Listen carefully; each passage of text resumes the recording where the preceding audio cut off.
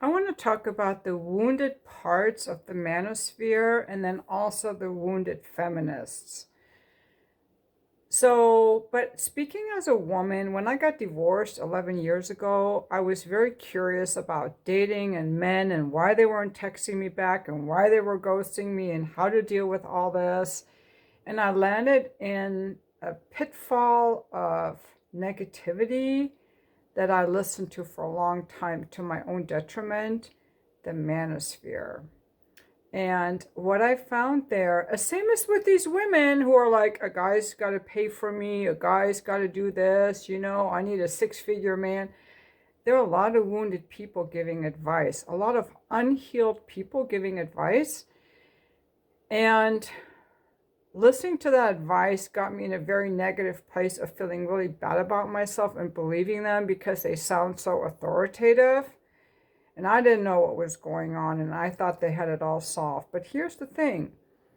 These people that are like really demanding and entitled, coming from like, women with children are worthless, women over 25 are worthless, body count, all women are cheaters, men need to pay for me, all men are cheaters.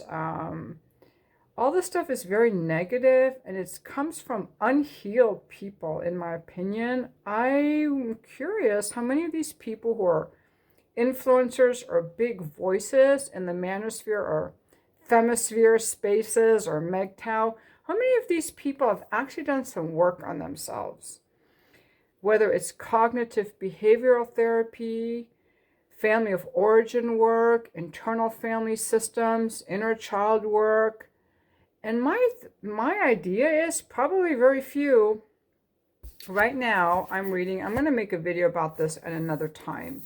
I'm reading this book called You're the One You've Been Waiting For by Richard Schwartz. He is the originator of the parts work, or what they call internal family systems. I've made a bunch of videos in the past from Terry Real. I've taken some of his courses, his couples counseling courses, when I was still thinking of, coaching couples. He refers a lot to Dick Schwartz, although he doesn't agree with everything he says, and you don't have to. But the interesting thing about parts work, it's really a way of becoming whole in ourselves so that we do not bring our own internal unhealed parts into a relationship. So, cognitive behavioral therapy, questioning our thoughts, family of origin work, looking at our unhealed wounds and learning to love the exiled parts of ourselves and the parts of ourselves we don't love, and making peace with ourselves and feeling whole in ourselves, rather than looking for that in another person or going into dating as this very like defensive place. Like the Manosphere guys, and I used to watch a lot of the guy entrepreneurs in cars, because I thought he was super hot and super sexy. And I'm like, ooh, this is a cool guy. And he seems successful. He's a dad. And he's pretty vulnerable. He talks about how his wife and his second girlfriend cheated on him. His second girlfriend even had kids. He really bonded with them. So I'm like, he's like a super cool guy, very heartfelt. But then she cheated on him too. And then he started being like, women only meet you at the finish line. They don't care about you. And he started getting really involved with Rollo Tomasi, who I think is very wounded also. And unfortunately, Entrepreneurs in Cars, I forgot his name, Rich, I think. I bought one of his books. But his strategy is the main manosphere strategy of women don't care about you. They only will meet you at the finish line. Get the young ones. Don't get married. Don't date moms. Don't date single moms. Protect your heart. It's almost like a defensive strategy, and that comes from an unhealed place. Now, I am not analyzing them. I do not know what work they've done on themselves, but to me, it seems like very defensive, coming from a place of pain. And I also listened to another person called Big Ward the Genius, which I came across from watching Jack Morgan. And I like Jack Morgan. I watch a lot of different YouTube people. And Big Ward the Genius seems a lot more authentic. Like, he's divorced also, but he's like, oh, I like women my age. Oh, I like really curvy women. He would never like me. I'm way too thin. And I like women my age, and I like single moms. So he comes from a lot more heartfelt place. He sounds a lot more healed to me. So I kind of look at people like how authentic they are. But my point being that to we have to be careful of the content that we consume, because a lot of the people that are making the content are unhealed. And when people are unhealed, they approach other people as objects to control, to overpower, to manage. And yeah, I mean, it's very natural because we've all been hurt. I mean, the greatest pain that we probably ever felt that we don't know because we shut it out was some kind of rejection or abuse or neglect in our childhood. So, as smart people, smart children, we shut down these certain parts of ourselves because they're unwelcome in our homes, whether it's a boy who cries or a woman or a little girl who's too intelligent or too playful. Maybe there's some neglect, some abuse going on. Maybe a parent isn't there when you need someone to talk to, so you learn to rely on yourself. Like my worst thing is like I had to rely on myself. So I don't go to people for comfort. I don't trust that they can be there for me because I've always had to rely on myself. But, you know, my mom had 3 kids in 4 years. My dad was always out working and gallivanting around with other women. So I felt loved by my parents, but they did not give me all the nurturance I needed. And I think I'm one of the fortunate ones. I think a lot of people had it way worse. But a lot of people shut out what they didn't get. They're very protective of their parents. Because when I used to coach people and I would ask them about their parents were ideal angels. People don't want to look at that stuff, but yet they have all these issues. So I'm very interested in this parts work, but cognitive behavioral therapy is about not necessarily believing our thoughts. Because if you go around saying all women are cheaters, then you're going to approach all women as cheaters, and it's not even true. So are you fortune telling? Are you doing black and white thinking? Are you catastrophizing? You know, like looking at our thoughts and are they really true? There's also Byron Katie. So that's like kind of analyzing our thoughts. Then there's the somatic work of being with feelings in our body. But I really like this parts work because so with the parts work, you're saying, for example, I'm really angry right now, but it's not all of me that's angry. There's a part of me that's angry. And the power in that is I don't have to identify that I'm the anger. I can distance myself and say there's a part of me that's angry.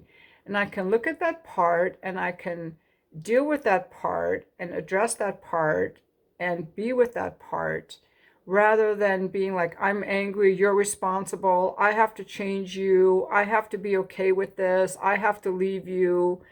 So it's a way of dealing with exiled parts of ourselves. And usually men have exiled the parts of themselves that are emotional, that have feelings. So that's why women file for divorce, guys. Again, women bring up the problems most of the time, and men who were exiled to be sensual and emotional, they have trouble connecting with women emotionally because that part was killed off in them as children because they were punished for it.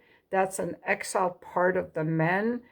And so they have learned to find their value in overworking and status and all these superficialities, or having a woman who looks like a trophy or like arm candy because they're looking for status and approval because they have not connected with themselves. Same as with these women that are like, I need a rich guy, I need a guy to pay for me. They're looking for a daddy figure. They're looking for a trophy. They're looking for an arm candy. They're not connecting with a man on a level of like a human connection level. So that's where the parts work is really good, because the problem is when people expect to fall in love, when you fall, falling in love is a fall because it feels like a high, but the higher you get, the lower you fall. So when you fall in love, you get on this high, and then you're going to fall, and it's going to feel devastating. The first time you have a fight with your lover, or they disappoint you, or they don't do what you want, or they didn't listen to you or they didn't get you, you're going to feel distraught. What are you going to do with that? And people have like this Disneyland fantasy of the rescuer, the savior, the Prince Charming, the perfect woman. And there's no one who's going to be your mommy and daddy that you never had. So these women that are like, a man has to pay for me, they're looking for a daddy. They're unhealed, traumatized women looking for a daddy. And the men who just see women as sex objects are traumatized too, because they're cut off from their emotions. So the only thing they can see in women is sex. So that's where people have to be like, okay, what parts of myself have I exiled? Which feelings? Is it my shame, my anger, my guilt, my playfulness, my emotions, my sadness, my neediness? Have you exiled your neediness? Like making friends with those parts? Have you exiled your anger, your poutiness, like all the parts that you've rejected? Once you accept them, they will no longer rule you. And that reminds me of Carl Jung saying, until you,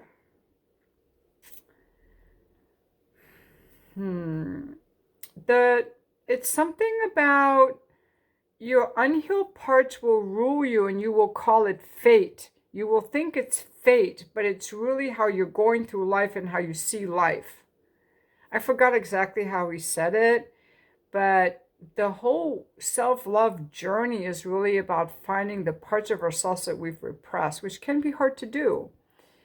And loving those parts, because once they're loved, they're no longer repressed. So we don't have to spend energy repressing them, and then we can calm ourselves. And then we're not looking to our partner to calm us or to give us love or to accept us in the ways that our parents never did. I remember years ago, I was friends with this couple I met at Landmark, and they were like, oh yeah, in this relationship, we're going to give each other the love we never had. He's going to fulfill me and she's going to fulfill me. And their relationship has been a toxic mess because they're both messed up. But I haven't, that's why I stopped talking to them. But the point being, no one can love those parts of you that you've neglected. We all have to learn to love ourselves, and that is the key to relationships. So rather than what do I text the guy and how can I get this guy to like me, the focus has to be on what are the parts of me that are wounded right now when this guy isn't texting me back or this woman isn't texting me back.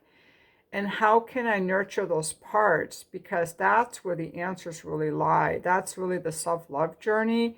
So I'm really looking forward to reading more of this book and sharing it with you. But I just want to make this video for now to say that a lot of the men in the manosphere, they're not doing any of this work. Like the friends I talk to, they're doing this work or they're interested in this work.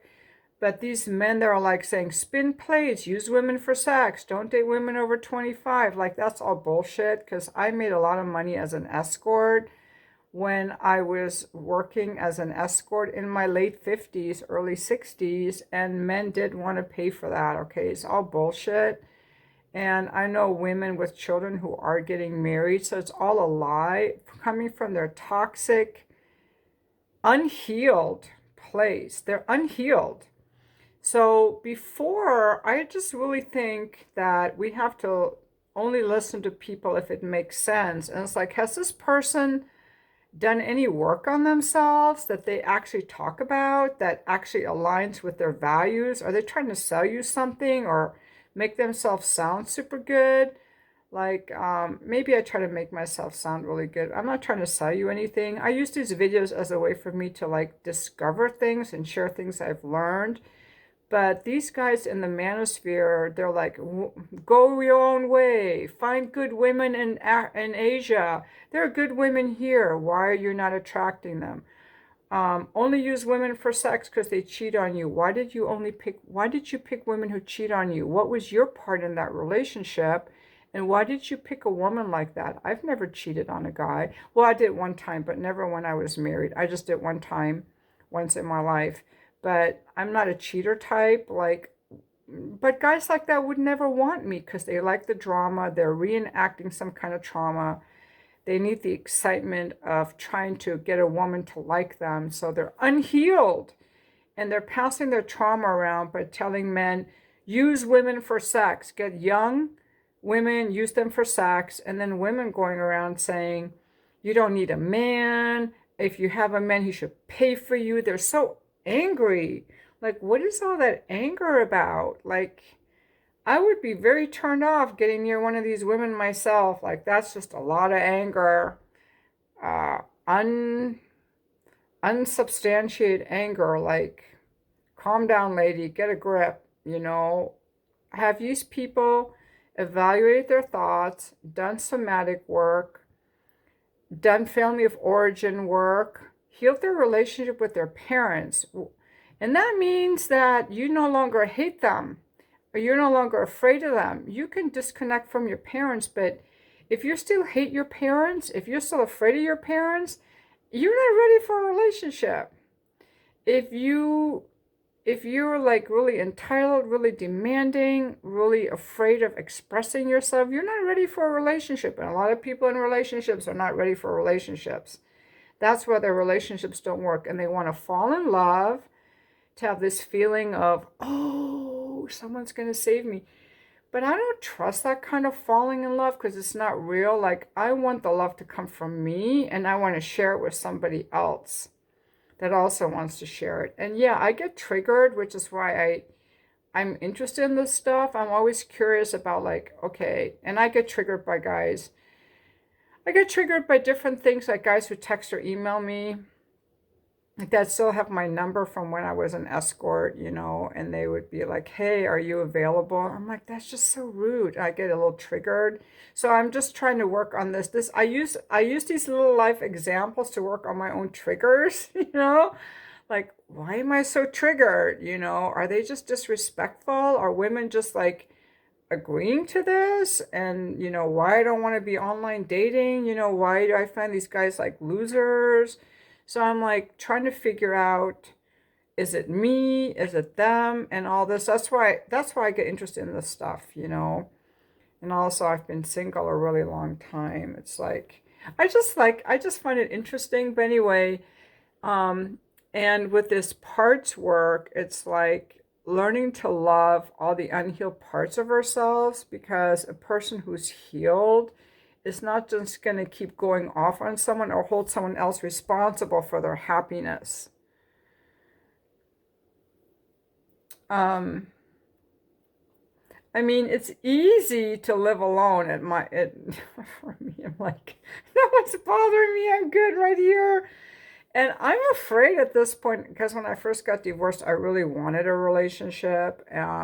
But at this point, I'm afraid, because I know that when people fall in love, they're going to fall into pain, because you fall in love, you get all this high, and then you have a fight. This person is never going to fulfill all your needs. You come down and it's a big crash and you start fighting. And I watch a lot of true crime, and you have these people like the Suzanne Morphew. Is it Morphew case? Barry Morphew? Well, you have these couples that one time they were really in love, and now they're trying, one person kills the other in various ways. Poison, Corey Richins, and I mean, they kill each other, they hate each other, they wish the other person was dead. I was married, there were many times I wished my husband was dead. I would have never done anything, but I'm like, why do I hate him so much? That's all parts work. And I'm sure he hated me too. It's just a natural thing that couples often feel. Like, what is that? You love this person so much and then you hate them. Like, what is that? Let's get to the bottom of this stuff so we can be free of, like, I do not want my emotions to be so impacted by what someone else does. That's my thing. It's like, I'm having a great day and I get this text and now I'm annoyed. Like, I don't like that. Like, what is that, you know? So I'm really curious. Like, I really want to solve this. Anyway, I think so for the purpose of this video is just to remind us that not everyone who makes a YouTube video is an authority, and to be careful because there are a lot of unhealed people on there. And then also there's a journalist called Scott Carey. He was in that article about Dan Huberman, and he made a video about it. And he also made a recent video about Jay Shetty. and all these influencers that people look up to that are really just pushing their own products and that make themselves sound really good to sell you stuff, and people look up to them and put them on a pedestal and believe everything they say. It's almost like following a false god or following a cult. Like, that's why I called my website or my coaching business The Treasure Within, because the answers are within us. And I think any good therapist, and I'm not a therapist, but if you find a good therapist, their therapy is going to be short-lived for just a few months, and they're going to empower you to find the answers in yourself. They're not trying to sell you things. They're not gaslighting you. They're not telling you what to do. They don't put themselves on a pedestal, but they empower you to trust yourself. And that's one thing that I learned when I finally did some work with a therapist a couple years ago, because I'm like, I am still upset and angry over my unmet needs in my marriage. I need to get over this. So I hired a therapist, and she was a somatic therapist, and I worked with her for, I think it was 3 months. It was really good. And I learned to trust my feelings. I learned to go within myself, because before I was always like, if I don't like how I feel, what's wrong with me? How can I get you to change? Or what's wrong with me? And it's like I had to learn to trust my feelings. And it was a really good experience. I think that any good therapy makes people feel more connected to themselves, more at peace, more empowered, more open in relationships, more empowered in relationships. I don't like all this manosphere stuff that paints women as evil, as bad. Like, that hurts my feelings. Like, I'm not like that. And I love children. It hurts me when men say don't date single moms, because children need love too. I just think that these men have to look at why they were attracted to a woman who cheats. And a lot of these guys were actually people pleasers. They put up with a lot of BS from these women that they should have never gone on a second date. You know, maybe instead of avoiding women, you should stop going on second dates with women who are entitled or neglectful or not appreciative of you, and who expect you to spend a bunch of money. It's bullshit that women meet you at the finish line. You know, my husband was at no finish line when I married him. We were building our lives together. Like, a woman who really cares about you in a relationship, she wants to be with a guy who's going places, but he doesn't need to have arrived. The women who want you for your money and when you've arrived, those are superficial women that have exiled parts. They need you as a trophy symbol, as a protector, because they can't protect themselves emotionally. They need you as a status object to show off. They're disconnected. You know, I'm saying that it's natural for us to want to be in relationship with people who are empowered, who have something going on, who are on the way to places, who are interesting, for sure. But they don't have to be rich, you know, and they don't have to deep throat and do anal with you. Like, there's sensual sex. Like, guys who need all that crazy stuff, I don't want to be with a guy like that if that's what he needs. I don't want that.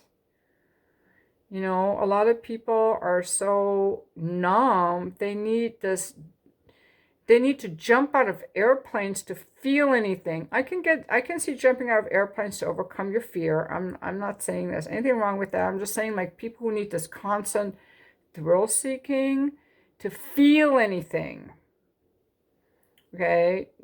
If you need that to feel joy or to feel anything, you might want to look at what you're disconnected from. And that's why I think this parts work is really good. So I'm just curious what you guys think about the Manosphere, if you've done any parts work, family of origin work, somatic work, therapy, inner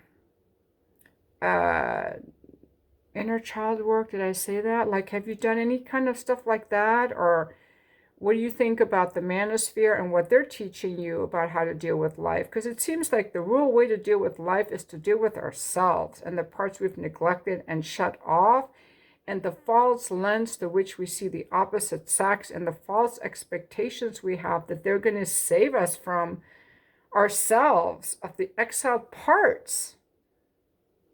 You know, that's where the real answer is, not in using people as objects and being all defensive, like I'm going to use people as objects and as trophies because that's the only way I know how to deal with people. Like, that's so unhealthy. And that's what the problem with the manosphere is, that most of them are very unhealed men.